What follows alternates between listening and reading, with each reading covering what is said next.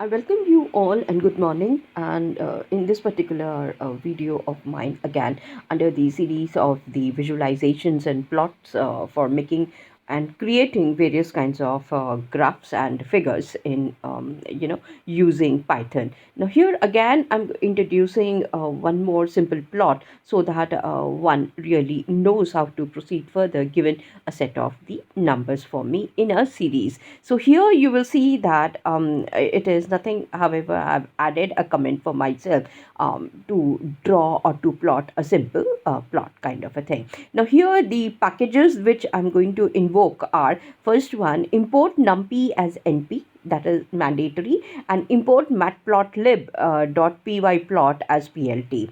Now next comes these are the two packages which I'm using in order to create the simple plot. Now let's proceed further and see what kind of coding we need to do it. Now here I have randomly chosen certain numbers, let's say, and they are in series. So it is from 0 to 20, number one, and then using numpy I'm arranging them in a series, and that's why np dot arrange in simple bracket 0 to 20. And I told you that in my couple of videos also, that whenever you are going to read or understand or interpret the given coding, it has to move from right to left hand side rather than from left to right, usually as we do. So once I have done this, I'm going to create another data frame which is called as x, and placing the sequence of the numbers. You can even write 0 1 2 till 20, and then also you can place it in x. Now after that, I have taken up a function in mathematics, that is x raised to the power of 2,